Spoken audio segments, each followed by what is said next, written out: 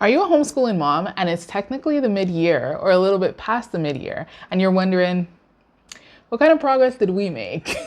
Are we doing enough? Are we not doing enough? What's going on? So I'm going to be showing you where we are in our homeschool, and you can see, where do you position yourself? First thing that I want to say, please, please, please, please know that every single homeschooling family is going to be different. I remember 2 years ago, we were not at the same, let's say, progress level that we are today. And that's because things were happening in our family. So please, if you're looking at this and you tell yourself, oh, she did so much more than me, that's okay. That's totally fine. But first, let me introduce myself. My name is Shiana, and I'm a homeschooling mom to two. I have one that is in 7th grade, so first year of high school, and then my daughter is in 1st/2nd grade. More on that later on. And I'm going to be talking about my daughter who is in 1st grade for the government. She is kind of doing 2nd grade curriculum as well, but for the government, she is registered for 1st grade. I also want to start this by saying that we are in Quebec, which is in Canada. If you're in the States, I know that it might be completely different. And if you're in another province in Canada, I know that it is very different. We started homeschooling in Alberta, and I can see the difference between homeschooling in Alberta versus homeschooling here in Quebec. Actually, if you want a video on that, let me know in the comments, and then I'll dig into that and create a video for you on the differences between the two. Now, for 1st grade, there are 5 subjects. First, English language arts, or if you're teaching in French, then it would be French as your language arts program. Then there is French as a 2nd language, or if you're teaching in French, then it would be English as a 2nd language. You also have science and technology, you have mathematics, and you have geography, history, and citizenship. You can sum that up by calling it social studies pretty much. So one thing that's important to know with Quebec is that you have to fill in your learning plan at the beginning of the year, and then mid-year you do have to do somewhat of a status report. So I am going to be preparing my status report soon, so I figured might as well do this video to give you an update on where we are. So if we start with English language arts, when I filled in the learning project that we had to submit at the beginning of the year, I mentioned that she would be using EnglishSmart, Complete EnglishSmart by Popular Books. I know that this book is not a favorite for homeschooling moms, but I'm going to explain to you why I absolutely love these books. She's also using a curriculum that is based out of the United States. I'm not going to name them just because I don't really like their values as a business. However, I have not been able to find a curriculum that is so well detailed. If you want to know a little bit more information, you can put it in the comments, but I will be showing you a little bit what the program looks like. If you know, you know. And then I also put educational apps that she'll be using, like Bottle or Prodigy English. And there's also a book club that she's a part of where they meet up, they read books, they talk about the books. So, you know, English language arts.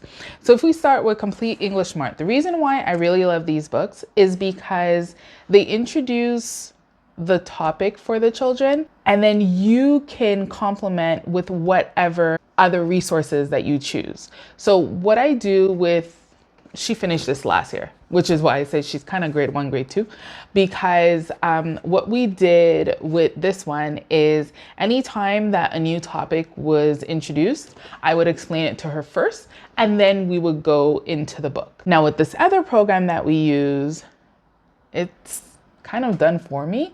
I just have to work through the lesson as it's laid out with her for about 5 minutes, and then she does her independent practice period at the end. The reason why I love this program so much is because it introduces the topic to the child, they practice it, but then they see it so many other times in different ways. And they're able to, you know, help you teach your child in whatever way they learn. So with my daughter, she's really hands-on and she loves movement. So a lot of times if she's doing, you know, her spelling words, then I'll include movement in there. You know, I'll have her do like C-A-T to spell cat. She's not spelling cat, she's beyond that level, but this is pretty much what we're doing in this language arts program. One thing that I do like with this language arts program is that you can get the PDFs online for free if you don't want to actually purchase the books. The first few years I purchased the books because I used it with my oldest when we were in Calgary. But then once I decided that I was no longer going to contribute to them financially, I decided to go with the PDF versions, and I just print them out whenever we need to. And that's what she fills out.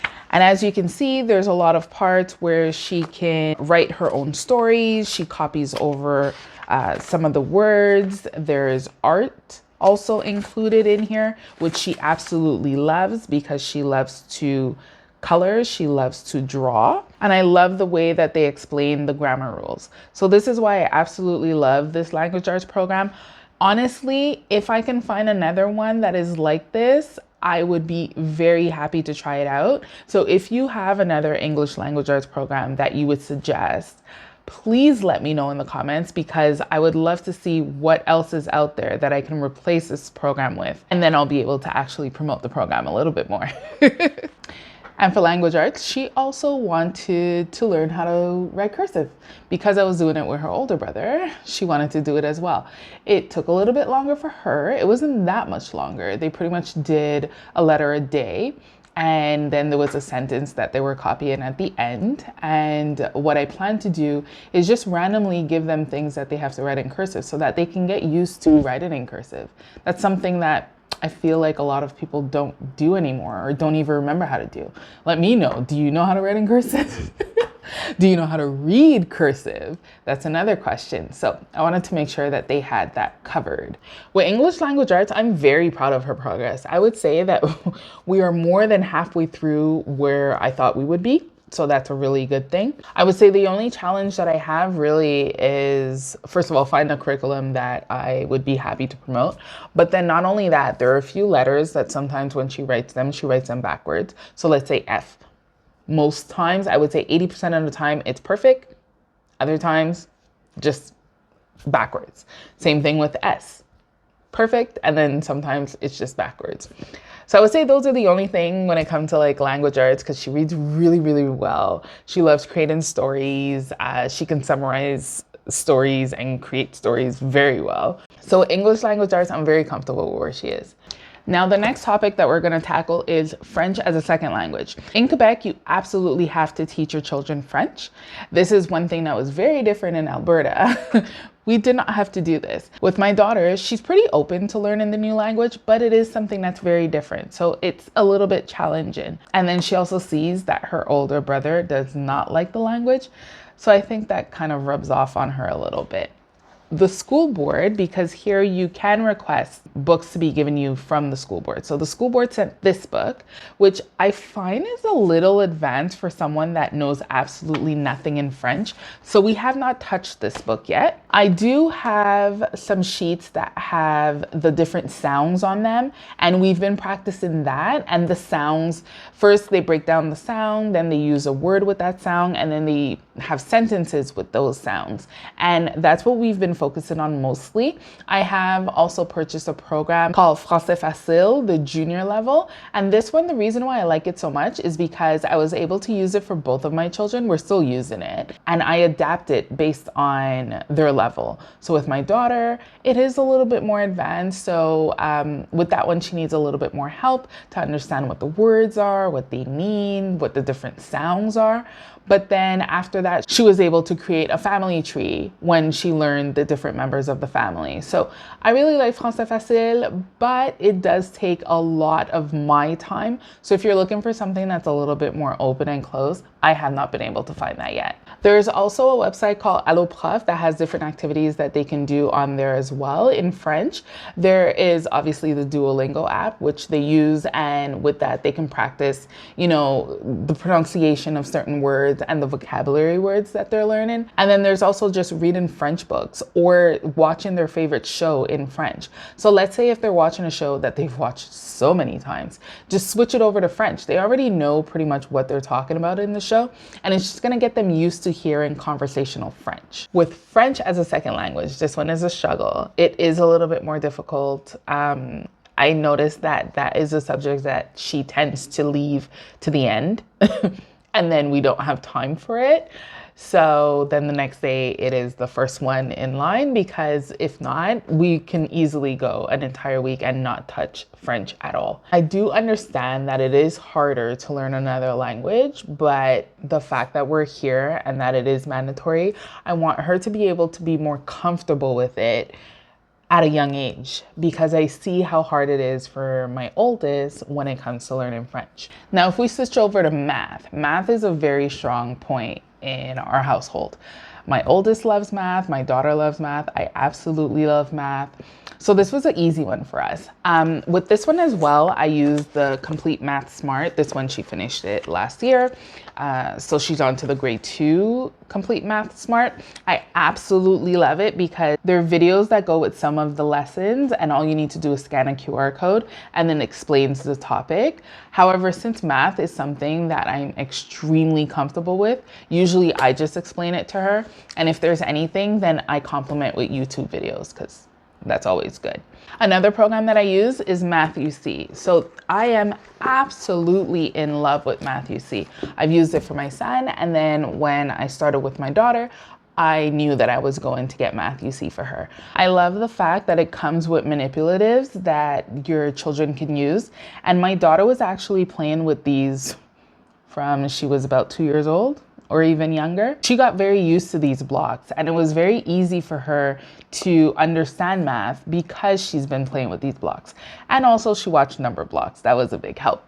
And what I love with MathUC is that there is a video for each one of the lessons, and the teacher that delivers the information explains in such an amazing way that children understand, they are engaged, and he puts little jokes in there too, so it's fun for the younger children. Now, every lesson has 6 different exercises, so it goes from A all the way to F. ABC is usually only the topic that was introduced in that lesson, and then DEF will be that topic on top of a review from the previous lessons. I love the fact that it comes with the student booklet. So the student text like this. It comes with a test booklet, and it also comes with an instruction manual, and that's for me. So every lesson is written out. It gives me different examples that I can use to help my children. And then at the end is where I find all of the answers. So it takes me 2 seconds to correct versus doing everything myself. Now, one thing to know with MathUC is that it is a spiral bound type of education system. So in the previous one, she did single digit addition and subtraction. The one that she's in right now, which is beta, is multiple digit addition and subtraction. Before that, there is Premier, and that one is very, it's the basics, like it starts at the beginning, but it teaches them the concepts of place value and different shapes and everything like that. So I absolutely love MathUC. We will be continuing with MathUC.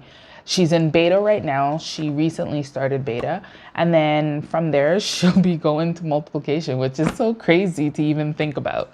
Now, once again, with the school board, we were able to request the books, and they gave us this Nelson mathematics book. And this is when I realized that she is a lot more advanced than what the typical grade 1 curriculum would be. We went through this book. We did the activities that were in there, but they were too easy. So I also complement with worksheets from education.com. She also plays Bottle. She plays Prodigy Math. She works in iExcel. And with that English language arts program that I was telling you about, well, they have a math section as well. And she is doing the math section for that as well. She is in level 2 right now. We started her in level 1 last year, and she went through that really quickly. So now she is in level 2, and I really like it because once again, it brings in the topic, but then it reviews it for her multiple times in multiple different ways. And it's colorful, it's engaging, it does not take long. Usually my section with her takes about 5 minutes, and then her independent review section takes about 5, max 10 minutes. So technically, if you do one lesson, that can be done in about 15-20 minutes and your math is done for the day. For math, she also has situational problems that she has to complete throughout the year. Now, these are problems that are a little bit longer. You can think of it like word problems, but with extra information that they absolutely don't need, just to try to confuse them a little bit, right? And she has to come up with a solution. So this usually takes her about, I would say, 20 minutes because she went through them really quickly. And it's to introduce them to a little bit more real world problems instead of just 1 + 1 makes 2, or Lucy bought an apple and her friend gave her 2 more apples. How many apples does she have? I am very confident with where she is in math. She's doing work that I would say is grade 2 level, pretty much, grade 2 to grade 3. And she's very confident with her math. There's nothing that, I haven't seen a learning gap where I tell myself, okay, she's continuing with everything, but there's this one thing that, we might need to go on. Very confident with how she is in math. Now, if we move on to science and technology, there are a few things that we did. I bought the complete STEM Smart instead of getting the complete Science Smart, just because I noticed that there were a lot more experiments in this. And as I mentioned, my daughter is very hands-on.